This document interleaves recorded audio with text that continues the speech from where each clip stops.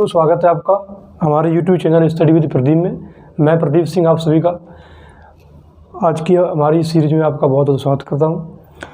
जैसा कि आप देख रहे हैं, हम भारतीय संविधान को लेकर चल रहे हैं और मैंने डिसाइड किया है, निर्णय लिया है कि जब तक संविधान कंप्लीट नहीं हो जाएगा तब तक हम कोई भी दूसरा विषय नहीं पढ़ाएंगे।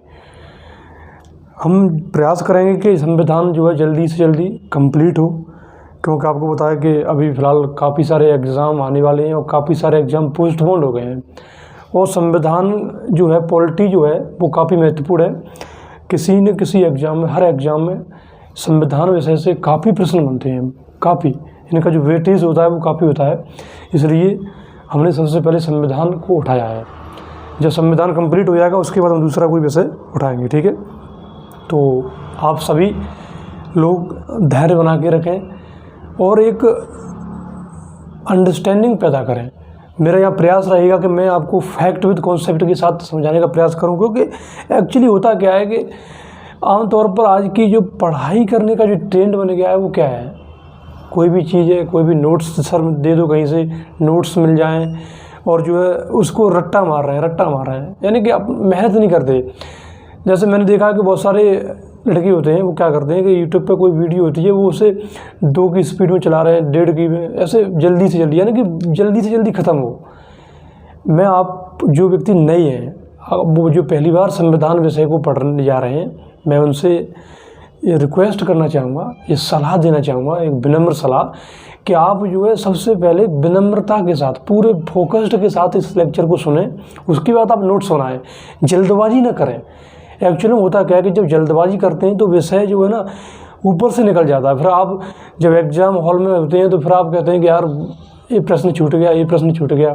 तो क्यों आप ऐसा क्यों होता है? क्योंकि हमने कहीं ना कहीं जल्दबाजी की है। तो मेरा प्रयास रहेगा कि मैं आपको यहाँ फैक्ट, जितने भी फैक्ट संविधान से रिलेटेड होंगे, मैं आपको प्रोवाइड कराने की कोशिश करूँगा।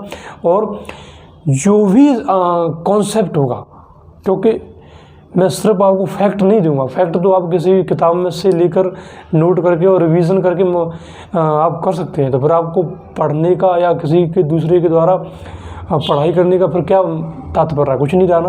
तो मैं आपको यहाँ कॉन्सेप्ट भी दूंगा कि आखिर कोई भी विषय है क्या, कोई भी टॉपिक का बेसिक क्या है, कॉन्सेप्ट क्या है, ठीक है। तो आइए स्टार्ट करते हैं। इस लेक्चर से पहले मैंने संविधान के बारे में बेसिक जो एक समझ होती है वो आपको बताया था कि आखिर संविधान क्या होता है ना, संविधान की ज़रूरत क्यों पड़ती है। तो उस लेक्चर को आप ज़रूर सुन लीजिएगा, है ना। तो जैसा कि मैंने आप से कहा था इस पहले वाले लेक्चर में ही कि हम जो है संविधान की विधिवत रूप से शुरुआत जो है दूसरे लेक्चर में करेंगे। तो आज का हमारा ये दूसरा लेक्चर है। आइए दूसरा लेक्चर जो हमारा होगा, हम देखेंगे इसमें संविधान, है ना, संविधान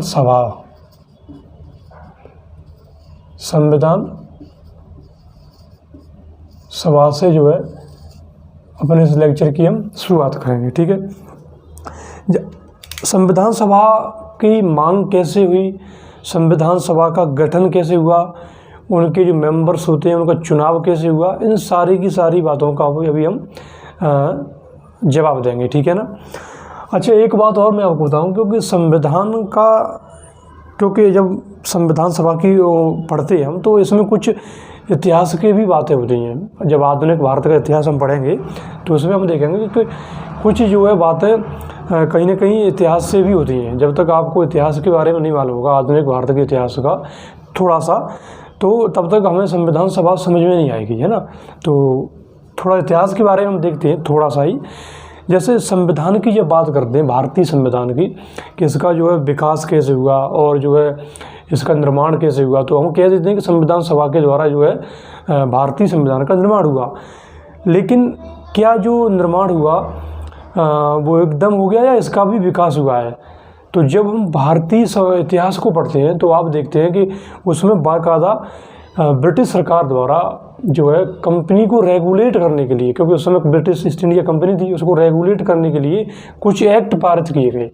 जैसे सबसे पहले आया था 1773 का रेगुलेटिंग एक्ट, फिर 1784 का पिट्स इंडिया एक्ट आया, है ना, 84 हो गया।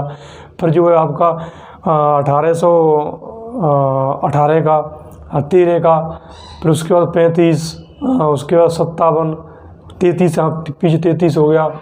फिर उसके बाद जो है आपका 58 का एक्ट आता है, फिर 1892 का एक्ट आता है ना। तो इस प्रकार से जो है कहीं ना कहीं संविधान की अगर हम शुरुआत देखें तो इसका जो क्रमिक विकास है वो पहले से ही हो चुका है, लेकिन वो जो विकास है वो कहीं ना कहीं ब्रिटिश सरकार के द्वारा हो रहा है, हमारे द्वारा नहीं हो रहा है। क्योंकि कोई भी संपूर्ण प्रभुत्व संपन्न देश होता है, उसका जो अपना संविधान होता है वो उसके लोगों के द्वारा बनाया जाता है, न कि किसी दूसरे बाहरी शक्तियों के द्वारा। तो जो पहले जो क्रमिक विकास हुआ था संविधान का वो कहीं ना कहीं ब्रिटिश सरकार द्वारा हुआ था। जब हम आगे देखेंगे तो आप पाएंगे कि 1935 का जो शासन अधिनियम आया था, क्योंकि इतिहास का विषय है, इतिहास को हम पढ़ेंगे तो हम इसमें विस्तृत चर्चा करेंगे सारे अधिनियमों पर, लेकिन अभी क्योंकि थोड़ी थोड़ी बातें हम जानना जरूरी है, तभी हम संविधान सभा और संविधान सभा जो अपना कैसा कार्य करती है उसको हम तभी समझ पाएंगे, ठीक है ना।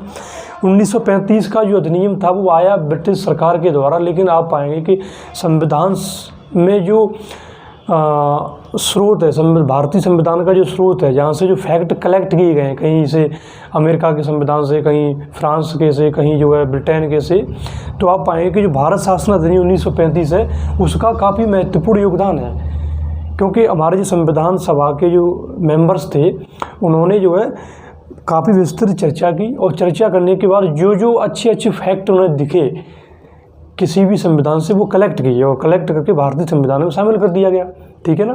तो अगर हम देखें तो संविधान का कहीं ना कहीं जो निर्माण है वो एक क्रमिक रूप से हुआ है। भारतीय संविधान का जो निर्माण है वो भी एक क्रमिक विकास है उसका भी, ठीक है ना। अच्छा, संविधान सभा, क्योंकि जब आज़ादी की बात चल रही थी तो ये प्रश्न था कि अगर ये लोग हमें आज़ाद कर भी देते हैं तो फिर हम अपने नियम कानून चलाएंगे कैसे, है ना। ये प्रश्न उठता है, ऑब्वियसली उठता है कि कोई भी, ठीक है, अभी जो है नियम कानून है, सरकार का जो संचालन हो रहा है वो सारे के सारे इन लोगों ने जो पारित एक्ट है उनके माध्यम से हो रहा है। लेकिन अगर ये लोग हमें छोड़ के चले गए, हम आज़ाद भी कर देते हैं, तो फिर जो है हम जो है कैसे अपने सरकार का संचालन करेंगे, ये प्रश्न था। तो कहीं ना कहीं संविधान सभा की मांग हुई कि नहीं, हमें एक जो है संविधान बनाना होगा, और संविधान ऐसा नहीं कि हम जो है इनके द्वारा जो पारित कानून है उन्हीं को हम संविधान मान लें, नहीं, क्योंकि ये इनका संविधान है, हमारा नहीं है। तो कहीं ना कहीं ये प्रश्न था कि जो संविधान हो वो हमारे द्वारा हो, हमारे लोगों के द्वारा हो, और उसमें सभी क्षेत्र के, सभी धर्मों के, सभी जातियों के और सभी प्रदेश के लोग शामिल हों, पूरे संपूर्ण भारत से लोग शामिल हों, ऐसी संविधान सभा होनी चाहिए। क्योंकि कोई भी कानून होता है, कोई भी नियम होता है, संविधान पूरे देश पर लागू होगा, तो ये ज़रूरी था कि सभी लोगों का इसमें सहयोग प्राप्त हो, है ना। तो इस प्रकार से जो है संविधान सभा का गठन हुआ। अभी हम देखेंगे कैसे इसका गठन होता है, कैसे इसका चुनाव होता है। ये तो बेसिक थोड़ा कॉन्सेप्ट होता है, मैं आपको बता रहा हूँ कि आखिर जो है कोई भी संविधान का गठन होता है वो कैसे होता है ना। तो आइए अभी हम थोड़ा शुरुआत करते हैं कि आखिर जो है संविधान सभा की जो मांग थी, है ना, क्योंकि कोई भी डिमांड करता है, मांग थी वो सर्वप्रथम किसने की, किस जो है संविधान जो है एक सभा होनी चाहिए ना। तो संविधान सभा की जो मांग है, आइए डायग्राम के थ्रू देखते हैं कि सबसे पहले किसने की। तो आप यहाँ देखिए 1895 ईस्वी में सर्वप्रथम बाल गंगाधर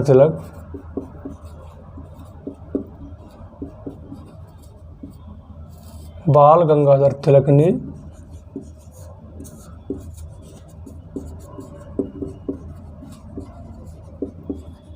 संविधान सभा की मांग की।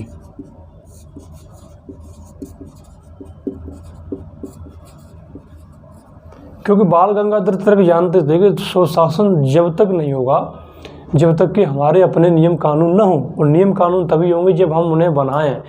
किसी दूसरे के थोपे थोपाए जो नियम कानून है वो ना लें, हम खुद बनाएं, है ना। ये कहीं ना कहीं बाल गंगाधर तिलक जानते थे, इसलिए उन्होंने सर्वप्रथम जो है मांग की थी 1895 में। आप यहाँ ध्यान रखना, कभी भी और प्रश्न आता है कि जो है सर्वप्रथम संविधान सभा की मांग किसने की, तो उसमें हम कहेंगे 1895 बाल गंगाधर तिलक ने, ठीक है ना। इसके बाद जो है समय गुजरता गया, कई सारे आंदोलन होते गए भारतीय स्वतंत्रता के लिए। उसके बाद देखिए एक व्यक्ति और होते 1934, है ना, 1934 1934 एम.एन. रॉय, मानवेंद्र नाथ रॉय, इन्होंने जो है संविधान सभा की मांग की।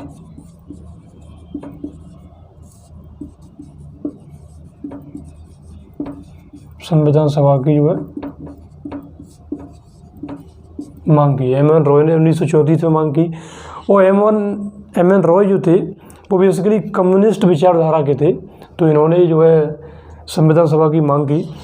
और इसके ठीक एक साल बाद, क्योंकि एम.एन. रॉय ने जब मांग की तो कांग्रेस भी देख रही थी कि यार ये संविधान सभा की बंदा मांग कर रहा है, तो कांग्रेस ने भी ठीक एक साल बाद 1935 में आधिकारिक रूप से, है ना, 1935 ईस्वी में कांग्रेस ने आधिकारिक रूप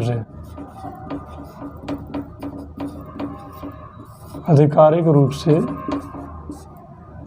सभा की मांग की।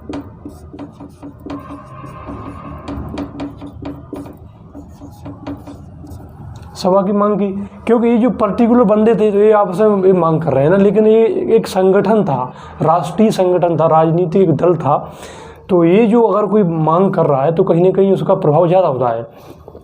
1935 ईस्वी में कांग्रेस ने आधिकारिक रूप से संविधान सभा की मांग की।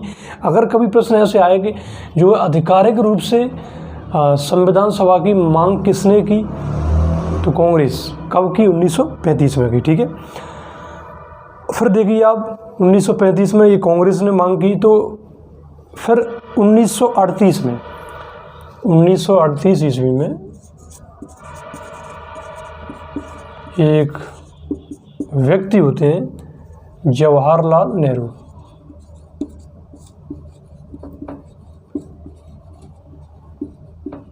जवाहरलाल नेहरू वो एक बात कहते हैं कि जो है, क्योंकि संविधान सभा की मांग तो हो रही है और संविधान सभा का में जो है लोगों का चुनाव कैसे हो, ये भी तो महत्वपूर्ण फैक्ट है। संविधान सभा की मांग तो कर रहे हैं, लेकिन प्रश्न ये कि आखिर इसमें लोग चुने कैसे जाएं, है ना। तो जवाहरलाल नेहरू ने एक स्टेटमेंट दिया था, उन्होंने कहा था कि जो संविधान सभा की जो चुनाव है ना, संविधान सभा का जो चुनाव है या संविधान सभा के जो लोगों का निर्वाचन है, संविधान सभा के लोगों का निर्वाचन जो है, संविधान सभा के लोगों का निर्वाचन या सदस्यों का निर्वाचन वयस्क मताधिकार के आधार पर होना चाहिए। वयस्क मताधिकार के आधार पर होना चाहिए।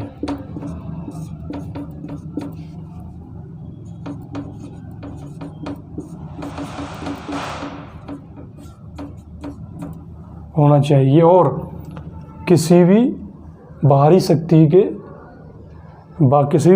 का इसमें हस्तक्षेप नहीं होना चाहिए। ये जवाहरलाल नेहरू कह रहे हैं, क्योंकि जवाहरलाल नेहरू जानते हैं क्योंकि अगर वयस्क मताधिकार के आधार पर सभी को इसमें शामिल कर लिया जाए, सभी के अगर वोटिंग हो और सभी लोग जो है मताधिकार करें, तो कहीं ना कहीं उसकी लोकप्रियता बढ़ जाएगी। संविधान सभा की जो महत्वपूर्णता है वो काफ़ी बढ़ जाएगी, क्योंकि उसमें कहीं ना कहीं लोगों का भागीदारी है उसमें, है ना। और जब कभी लोगों की भागीदारी हो जाती है तो वो कहीं ना कहीं उसका प्रभाव ज़्यादा इफेक्टिव होता है। और उन्होंने कहा किसी भी बाहरी शक्ति का इसमें हस्तक्षेप नहीं होना चाहिए, पक्की बात है, क्योंकि अगर हम संपूर्ण प्रभुत्व संपन्न राष्ट्र की बात कर रहे हैं और उसी के संविधान में ही अगर कहीं दूसरी बाहरी शक्ति का हस्तक्षेप होगा तो वो इतना प्रासंगिक नहीं होगा, है ना, अच्छा नहीं होगा। तो ये उन्होंने बात की और इस प्रस्ताव को कहीं ना कहीं ब्रिटिश सरकार ने माना भी, ब्रिटिश सरकार ने स्वीकार किया। अगस्त 1940 में इस प्रस्ताव को स्वीकार किया गया। 1940 में प्रस्ताव को स्वीकार किया गया।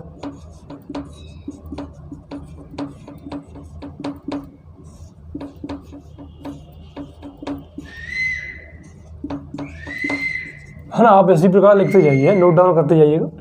तो अगस्त 1940 में जो इस प्रस्ताव को स्वीकार किया गया और 1942 में, है ना, एक क्रिप्स मिशन भेजा गया 1942 ईस्वी में। आइए देखते हैं, क्योंकि अगस्त 1940 में जब ये प्रस्ताव पारित स्वीकार कर लिया गया सरकार ने, तो 1942 ईस्वी में एक मिशन भेजा गया।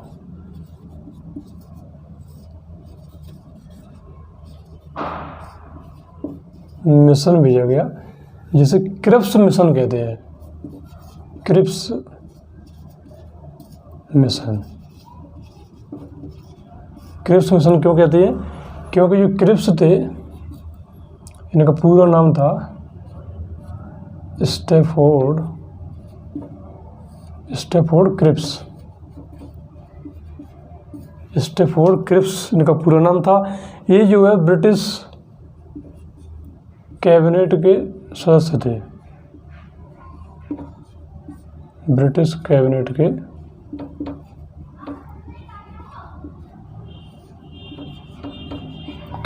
सदस्य थे। ब्रिटिश कैबिनेट के सदस्य थे, तो इन्हीं को भेजा गया, इन्हीं के नेतृत्व में एक मिशन, जिसका नाम था क्रिप्स मिशन, है ना। जब क्रिप्स मिशन भारत आता है तो ये आता इसलिए कहीं ना कहीं जो है संविधान को लेकर कुछ चर्चाएं करने के लिए, या संविधान सभा को लेकर ही। लेकिन होता क्या है, एक जेंटलमैन होते हैं मोहम्मद अली जिन्ना, जो कि मुस्लिम लीग के उस समय हेड थे, अध्यक्ष थे।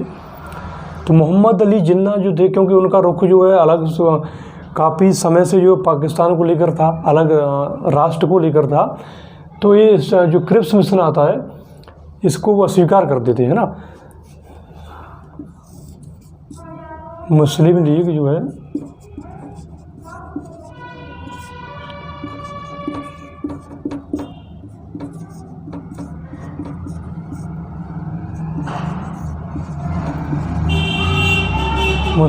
जो है क्रिप्स मिशन की जो नीतियाँ होती हैं, क्रिप्स मिशन का जो क्रिप्स मिशन जो सुझाव देता है उसको स्वीकार कर देता है ना।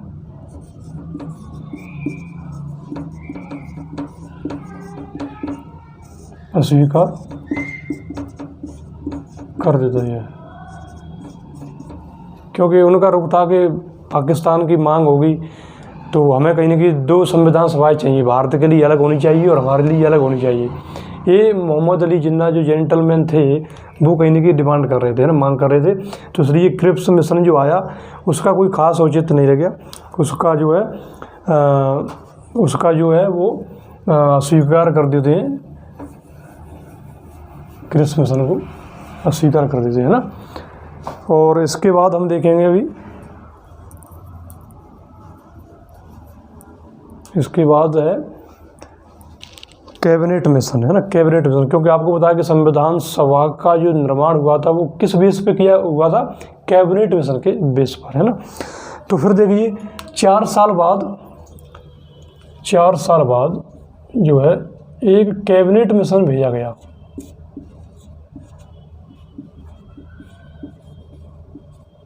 एक कैबिनेट मिशन जो है, वो ये कैबिनेट मिशन जो आया था बेसिकली संविधान सभा को लेकर ही आया था कि संविधान सभा का गठन कैसे होगा, कौन कौन से मेंबर्स होंगे, कैसे क्या होगा, पूरा का पूरा ड्राफ्ट जो है लेकर ही आया था कैबिनेट मिशन, है ना। ये काफ़ी महत्वपूर्ण मिशन था और इसी मिशन के बेस पर जो है संविधान सभा का गठन होता है, ठीक है। तो अभी कभी प्रश्न आए कि संविधान सभा का जो गठन है वो किस बेस पर होता है, तो कैबिनेट मिशन के आधार पर, ठीक है। आइए, एक कैबिनेट मिशन आता है और कैबिनेट मिशन बेसिकली क्या होता है, क्योंकि देखो नाम से ही पता चला कैबिनेट, है ना। जैसे हमारे यहाँ कैबिनेट नहीं होती, कैबिनेट मंत्री, तो उसी प्रकार ही कैबिनेट बेसिकली कैबिनेट थी वहाँ की ब्रिटिश सरकार की, और तो उसके 3 मंत्री थे। कौन कौन से 3 मंत्री थे जो कि इस मिशन को हैंडल कर रहे थे? एक थे लॉरेंस, दूसरे थे क्रिप्स, तीसरे थे अलेक्जेंडर।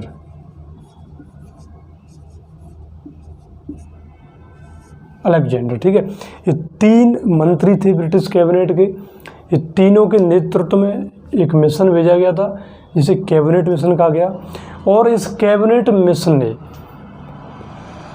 मिशन ने पूर्ण रूप से 2 संविधान सभाओं की मांग को ठुकरा दिया, क्योंकि 1946 तक आते आते आपको पता है कि कहीं ना कहीं पाकिस्तान की जो मांग थी, जो मोहम्मद अली जिन्ना जो मांग कर रहे थे, वो काफ़ी एकदम प्रबल हो चुकी थी, है ना।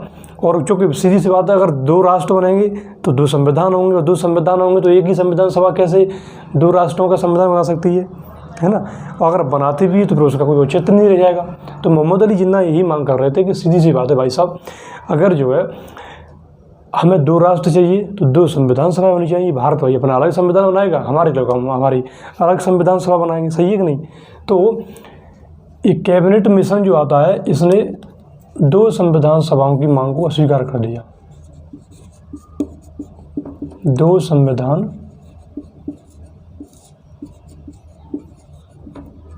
सभाओं की मांग को अस्वीकार कर दिया।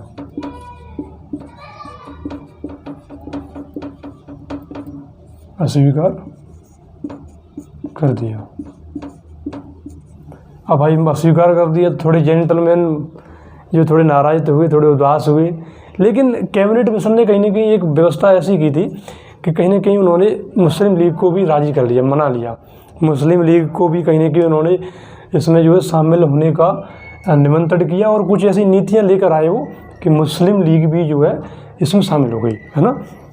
तो कैबिनेट मिशन के बेस पर जो है संविधान का निर्माण होगा। अच्छा, एक तिथि भी आती है कभी, तो आप यहाँ याद रखिएगा कि ये जो कैबिनेट मिशन है मार्च 1946 में ये भारत पहुँचा, ठीक है।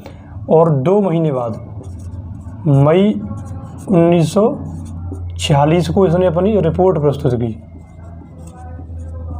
रिपोर्ट कह सकते हैं, अपना जो है वहाँ से भेजे गए थे एक ड्राफ्ट के साथ, वो इन्होंने प्रस्तुत किया, है ना, प्रस्तुत। और फिर डिसाइड हुआ था कि संविधान सभा जो है, संविधान सभा में बेसिकली कितने सदस्य होंगे और कैसे कैसे होगा, ये सारा का सारा जो डिसाइड है वो कैबिनेट मिशन ने ही किया था। और उसका जो चुनाव कैसे होगा वो सारी की सारी बातें इसी में है ना। तो आइए हम आगे देखते हैं। कैबिनेट मिशन के आधार पर संविधान सभा की जो सदस्यों की संख्या थी वो देखिए, संविधान सभा के जो सदस्य थे, सदस्य जो निर्धारित किए गए थे वो थे 389, ठीक है। 389 जो मेंबर्स निर्धारित किए गए थे। 300 मेंबर्स जो थे, 389 सदस्य, वो कहाँ से लिए जाएंगे वो अभी देखते हैं। आइए, आपको इसी प्रकार नोट डाउन करना है ना, नोट्स आप बनाते जाइएगा। तो वो देखिए 296 जो है, 296 सदस्यों का तो चुनाव होगा, है ना। और 93 मेंबर, 93 सदस्य जो है मनोनीत होंगे।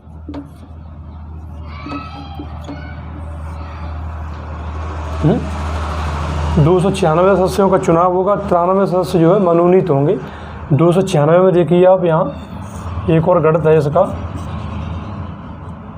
कहाँ से इनका चुनाव होगा वो देखते हैं 296 का, और फिर हम देखेंगे कि 93 जो मनोनीत होंगे वो कहाँ से होंगे, है ना।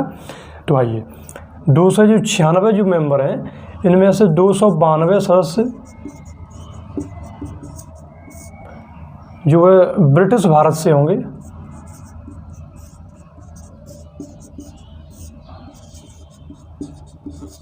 ब्रिटिश भारत से इनका नियुक्ति होगी, चुनाव होगा। और जो 4 सदस्य हैं, ये जो है ब्रिटिश जो कमिश्नरी प्रांत थे, है ना, कमिश्नरी प्रांत से, वहाँ से इनका चुनाव होगा।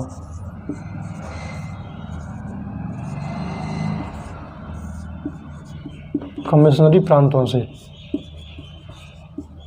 और 93 जो मनोनीत सदस्य होंगे वो कहाँ से होंगे, तो देसी रियासतों से,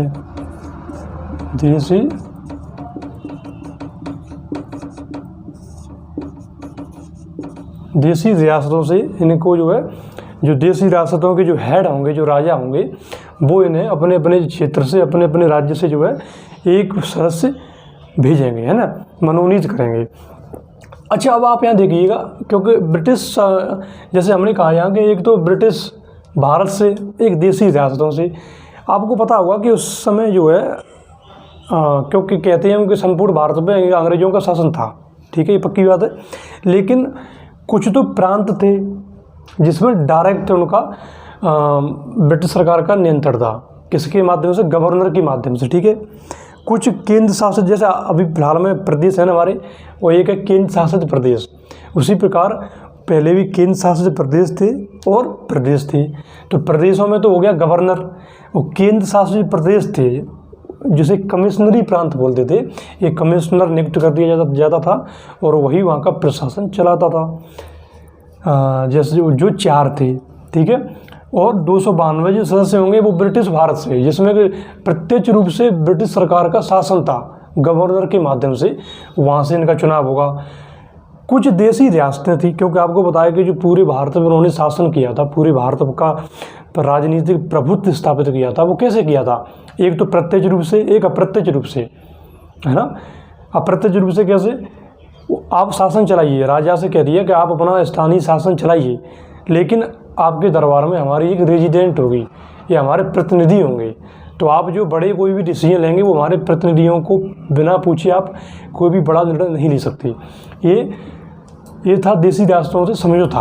तो अगर हम कहें अप्रत्यक्ष रूप से यहाँ भी शासन ब्रिटिश सरकार का ही था, ठीक है, और अप्रत्यक्ष रूप से ब्रिटिश सरकार का शासन यहाँ तो था ही, ठीक है। तो इस प्रकार से।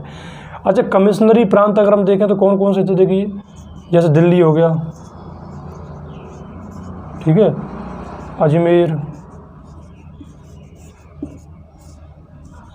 कुर्ग, हाँ, दिल्ली, अजमेर, कुर्ग, ये कुछ जो है उस समय कमिश्नरी प्रांत थे, है ना। पाकिस्तान का जो बलूचिस्तान वाला एरिया था वो भी कमिश्नरी प्रांत के अंतर्गत आता था, ठीक है। ब्रिटिश भारत के जो राज्य था, जो गवर्नर शासित प्रदेश थे, वो कौन कौन से थे, बम्बई हो गया आपका, ठीक है, उधर मद्रास हो गया आपका, उधर आपका जो उड़ीसा हो गया, बिहार हो गया, बंगाल हो गया, असम हो गया, पश्चिमोत्तर भारत हो गया, मध्य प्रांत हो गया, संयुक्त प्रांत हो गया, ये सारे के सारे जो है उस समय गवर्नर शासित प्रदेश थे। तो वहाँ से इनकी जो है 292 से वहाँ से चुने जाएंगे और ये ऐसे इनका गणित हो गया, ठीक है ना, कि इनकी जो है संविधान सभा के जो सदस्य होंगे उनका चुनाव साहब कैसे होगा, ठीक है। अब आइए आगे बढ़ते हैं हम, 389 सदस्य, ठीक है। अब आप देखिए, अब इनका जो है वोट चुनाव होता है, चुनाव कैसे होता है, वो तो 93 तो आएंगे मनोनीत होकर, लेकिन ये 296 का चुनाव कैसे होगा, आइए देखते हैं। 296 सदस्यों का चुनाव, मैंने कहा ना समझते चलना है ना, सारी की सारी बातों को समझते चलेंगे तो आपको जो है ये सदस्य जो है रटना नहीं पड़ेगा कि साहब 389 सदस्य, 389 सदस्य, ऐसा कुछ नहीं करना पड़ेगा, रिलैक्स मूड में आराम से, है ना। 296 सदस्यों का चुनाव होगा। अब कैसे होगा, देखिए आप, सीधी सी बात है, चुनाव होगा तो पार्टीज खड़ी करेंगी अपने मेंबर्स, ठीक है। तो उस समय भी जो है पार्टीज ने अपने अपने मेंबर्स खड़ी किए, जैसे कांग्रेस हो गई, मुस्लिम लीग हो गई, कम्युनिस्ट पार्टी हो गई कुछ, है ना, और भी कुछ दल थे, उन्होंने अपने अपने सदस्यों को खड़ा किया। अब प्रश्न है कि चुनाव कैसे होगा, चुनाव कैसे होगा, है ना, यानी प्रत्यक्ष होगा। प्रत्यक्ष का मतलब क्या होता है, जो है आम मतदाता जो है डायरेक्ट वोट करता है, जैसे अभी हम विधानसभा और एमपी का चुनाव होता है हमारे यहाँ, डायरेक्ट मतदाता वोट करता है, जो 18 साल के ऊपर का उम्र के होते हैं वो डायरेक्ट वोट देते हैं। एक आप देखते हो राज्यसभा का चुनाव होता है, जैसे अभी हम देखेंगे आगे, तो उनका चुनाव कैसे होता है, उनका अप्रत्यक्ष रूप से होता है। तो यहाँ देखिए कि यहाँ जो 296 सदस्यों का जो चुनाव होगा बेसिकली वो कैसे होगा, वो अप्रत्यक्ष रूप से होगा, है ना, प्रत्यक्ष रूप से न होकर के अप्रत्यक्ष रूप से होगा। और इनका जो चुनाव होगा वो प्रांतीय जो विधानसभाएं होंगी उनके सदस्यों के द्वारा इनका चुनाव होगा। किनके द्वारा, प्रांतीय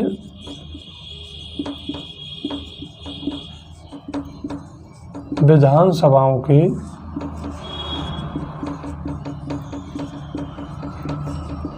सदस्यों के द्वारा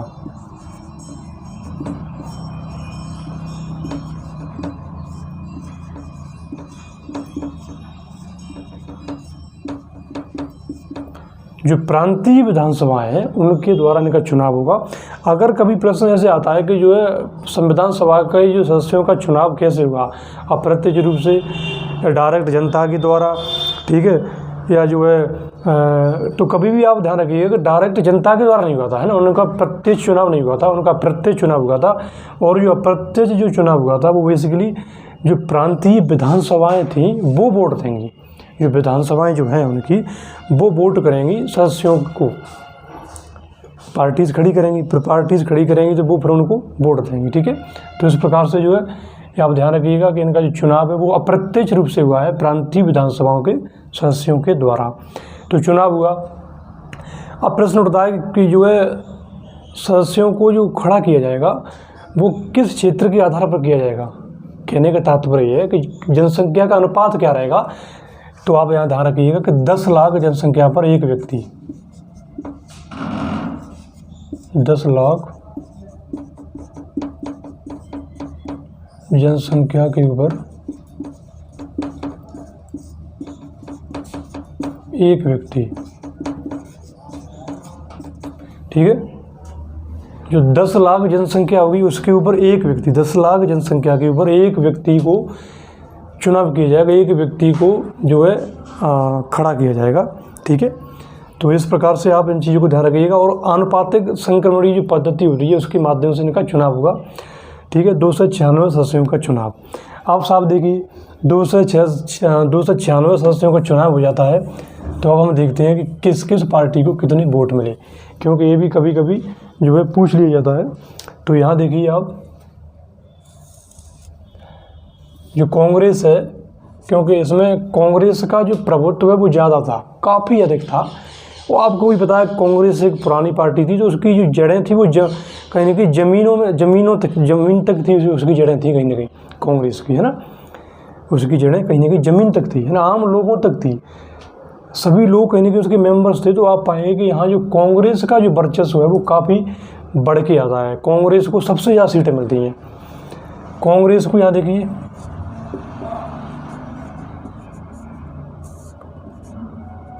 कांग्रेस को 208 सीटें मिलती हैं।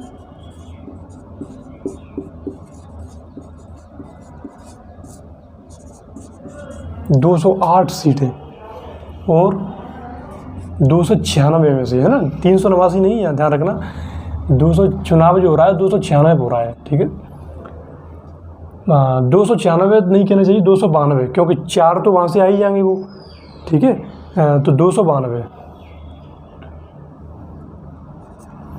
और 73 जो है मुस्लिम लीग को मिली।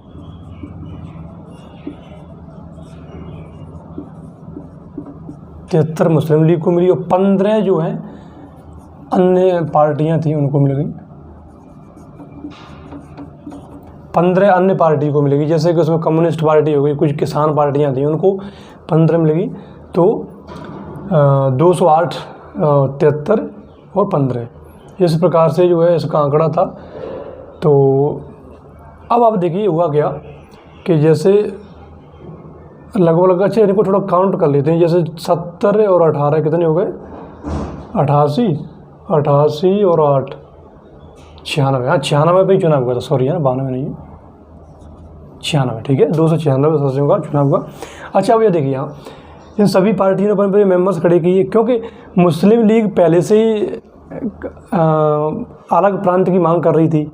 तो जो रिजल्ट आया 273 सीटें जो है मुस्लिम लीग को सब 73 सीटें प्राप्त कर पाई और 2 से 8 जो सीटें कांग्रेस को अकेले मिली। तो मुस्लिम लीग भड़क गई कि नहीं साहब, हमारा यहाँ प्रभुत्व नहीं है, हम नहीं, कहीं ना कहीं उससे नाराज़गी हुई और उसे कहीं ना कहीं उदासी हुई। और जैसे ही उसकी प्रदर्शन बहुत कम रहा, है ना, लेस प्रदर्शन रहा, तो उसने जो है फिर मांग शुरू कर दी, पाकिस्तान की मांग शुरू कर दी।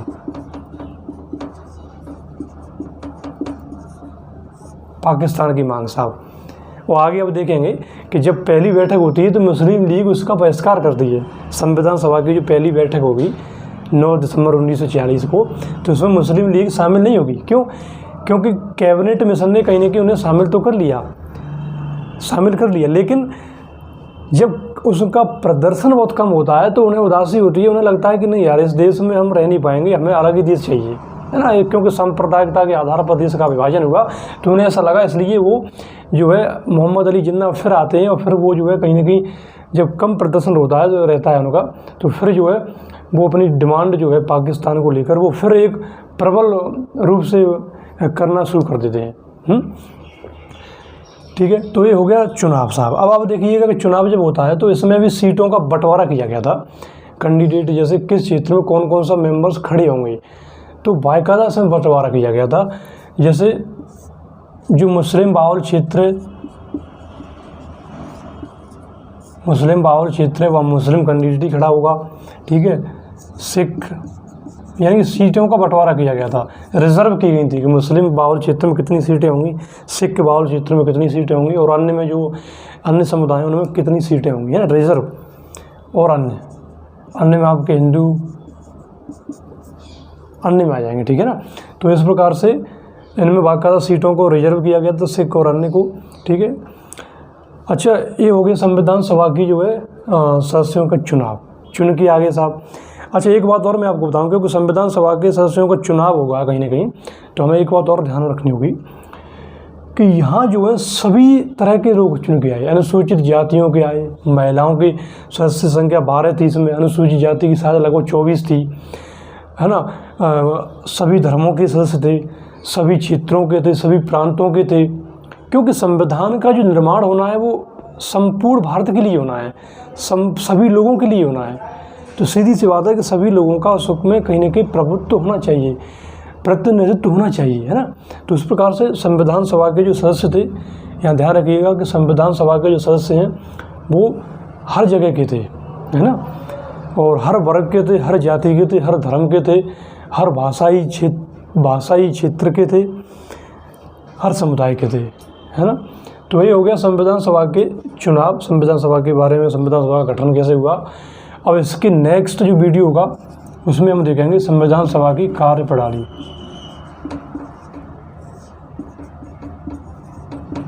संविधान सभा की